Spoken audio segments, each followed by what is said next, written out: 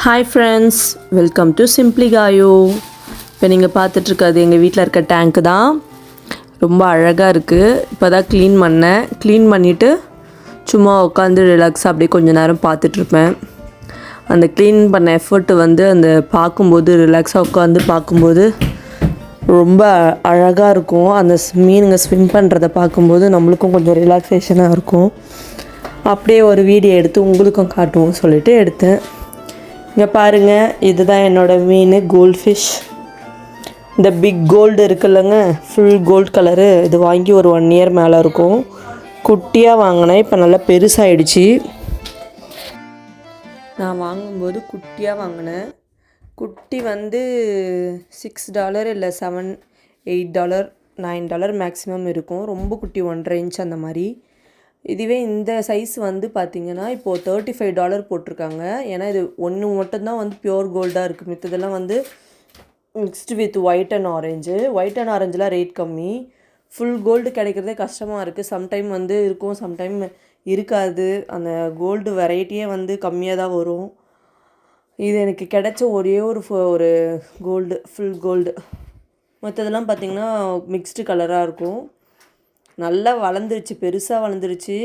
இப்போ இதை எடுத்துன்னு போய் கொடுத்துட்டு இதுக்கு பதிலாக வேறு 2 குட்டி வாங்கிக்கலாமோன்னு தோணுது. இல்லை இவ்வளோ நாள் வளர்த்துட்டோம், அழகாக வளர்ந்துருச்சு, நம்மளே வச்சுக்கலான்னு தோணுது. பார்ப்போம். இப்போதைக்கு நான் வந்து கொடுக்குற மாதிரி இல்லை, நம்மளே வளர்க்கலாம் தான் வச்சுருக்கேன். நான் இந்தியாவில் இருக்கும்போதும் வச்சுருந்தேன் ஃபிஷ் டேங்க்கு. பிஃபோர் மேரேஜ்லேருந்து நான் வச்சுருந்தேன். அப்புறம் பார்த்திங்கன்னா கல்யாணம் ஆனதுக்கப்புறம் எங்கள் வீட்டுக்கு அந்த டேங்க் எடுத்துகிட்டு போயிட்டு வளர்த்துட்ருந்தேன் நான்.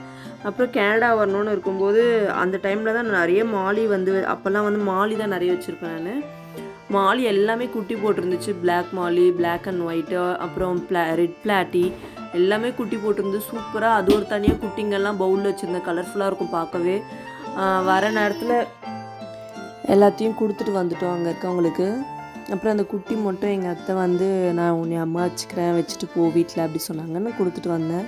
அதுக்கப்புறம் இங்கே வந்ததுலேருந்து எனக்கு ரொம்ப மிஸ் பண்ணுவேன். எப்போயாவது நிறைய இந்த ஃபிஷ் வீடியோ, ஃபிஷ் ஃபார்ம் அதெல்லாம் வந்து ரொம்ப அடிக்டடாக பார்ப்பேன் நான். அதெல்லாம் பார்க்கும்போது ரொம்ப மிஸ் பண்ணுவேன் நான். இப்போது சின்ன வயசுலேருந்தே எனக்கு அதெல்லாம் ரொம்ப பிடிக்கும். பெட்ஸ் எல்லாம் ரொம்ப பிடிக்கும். எங்கள் வீட்டில் கடைசி வரைக்கும் நாய் வளர்க்க விடலை. முயல் வளர்த்துருக்கேன், கோழி கூட வளர்த்துருக்கேன் நான். லவ் பேர்டு கூண்டில் வச்சு கோழி வளர்த்துருக்கேன், முயல் வளர்த்துருக்கேன். முயல் குட்டி போட்டு அந்த குட்டிங்கெல்லாம் வளர்த்துருக்கேன் நான். பூனை வந்து வளர்க்க விடல. சின்ன வயசுலனா நான் வந்து பிடிச்சிட்டு வந்துடுவேன். ஆனால் அவங்க எனக்கு தெரியாமல் எடுத்துகிட்டு போய் விட்டுருவாங்க. ஏன்னா நாய்க்குட்டியும் அதே மாதிரி தான். எங்கேருந்துனா தூக்கிட்டு வந்துடும் ஸ்கூல்லேருந்து வரும்போது.